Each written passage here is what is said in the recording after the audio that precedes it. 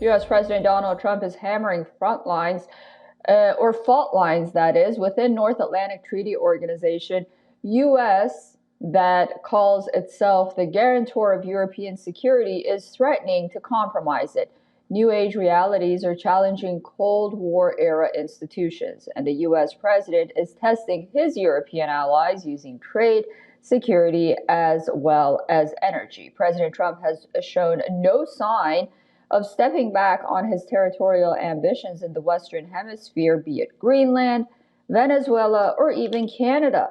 Trump, corollary to the Monroe Doctrine, is on full display. The U.S. president shares a picture on his social media platform, Truth Social. The picture shows himself, Secretary of State Marco Rubio, and Vice President J.D. Vance planting a U.S. flag in Greenland. In another post, he shares an altered image of him sitting with European leaders with a map showing Greenland, Canada, and Venezuela in the colors of the U.S. national flag. Greenland issue has left NATO divided. Self-governed Danish territory is in the eye of the storm. Denmark has deployed additional troops in Greenland, and these troops will take part in ongoing Arctic endurance multinational military exercises. Nearly 200 troops from 12 European NATO countries are participating. Punishing this move, Donald Trump unleashed a trade bazooka on 7 European NATO countries, including France, UK, Germany, as well as Denmark. He imposed 10% tariffs starting from February 1st. The rate would increase to 25% if the deal on Greenland is not reached before the 1st of June. President Trump has time and again refused to rule out military action to take over Greenland. This action could upend NATO's foundation principle inscribed in Article 5. An armed attack against one NATO member shall be considered an attack against all members. But the Charter does not provide any answer on what happens if the aggressor, is a fellow NATO member.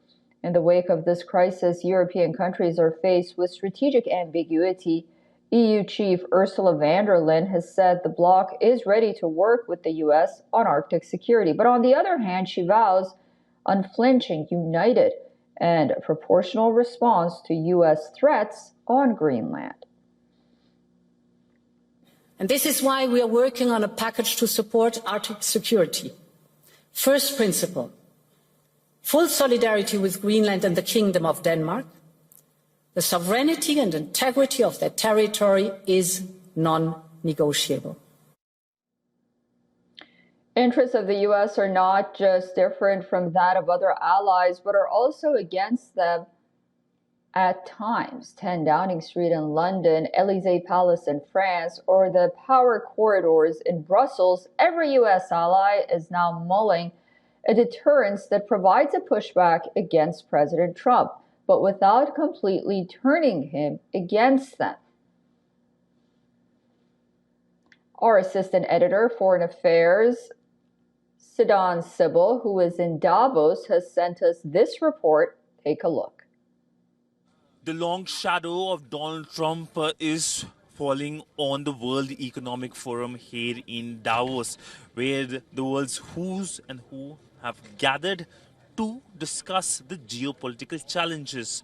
We know that how essentially Donald Trump has only increased his rhetoric on Greenland, and this is worrisome development for many European leaders. He's also released his conversation with the French President Macron, which of course highlights the perils of talking with the US President on any issue.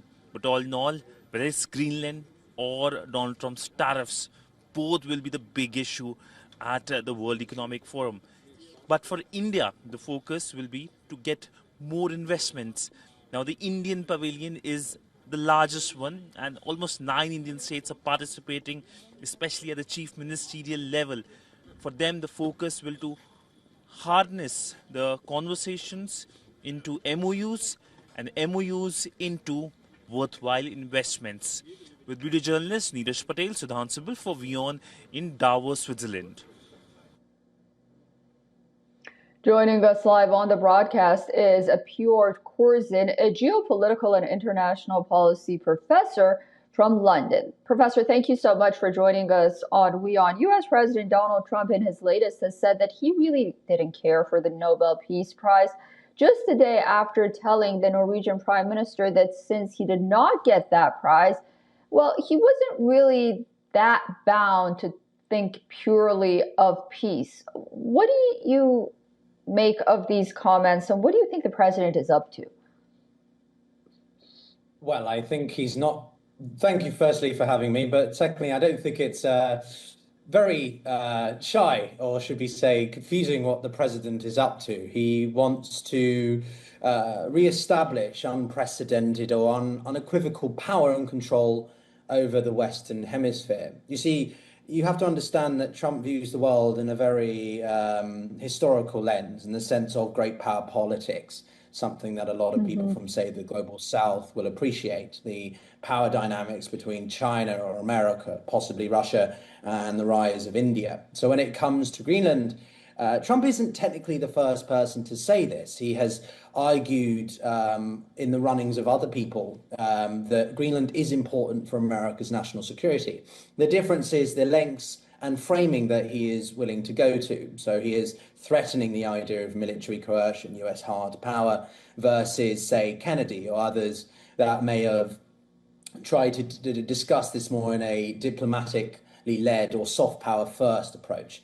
And so when he talks about the Peace Prize, I think that that is an encapsulation, a symbolism of just how simple things can be for Trump. A lot of people wonder whether he's a super genius who pretends to put on this facade of clever, or whether he's just this petty. And I think that this is an illustration that he is that petty, that he was snubbed for the Peace Prize. And so not just in this context, but with Maria Machado, the recognized opposition leader of Venezuela, she has to literally give him the award on behalf of the Venezuelan people to say, we appreciate the liberation you have helped with with Venezuela against the nasty Maduro. Although Maduro is a bad person, but it's all about massaging his ego. And in this case, those text messages, very revealing about how Trump really just is that simple in his approach to diplomacy, strategic decision making. And we've had since, I think, in the past couple of hours, he's released a message thread with Macron, which reveals even more about how he looks at things. Right, private text messages, indeed. And I think we should talk about the quiet part out loud, something that many people are thinking, Europe, NATO in particular. Can they really stand up to President Trump and do without the United States ultimately? Well, I think it's more nuanced than simply whether they can or they can't manage without the US. I personally am very skeptical that we're actually going to see kinetic military action over Greenland. There's 56,000 people there. Nuuk is not exactly New York, no offense to the Greenlanders, but the point is there's absolutely insanity to imagine the US going at war with the EU over Greenland. But what you can see is extremely heightened economic warfare. We are seeing this at the moment with this. Basically, if you cast your mind back to June, July of last year, the US was about to slap, I think it was 30% tariffs on the European Union. And then von der Leyen, the president of the EU Commission, or de facto head of the EU, if you like, came to Washington and they managed to negotiate that to 15%. And up until around this week, actually, at the end of Davos, keep in mind we are at the World Economic Forum now, there was going to be the signing, the actual signing into law, if you want, or agreement of this sort of trade deal between Trump and the EU.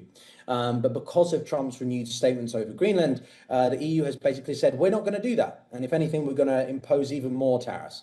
So we've now got a potential 93 billion worth set of tariffs that would slap hard onto European consumers, industry.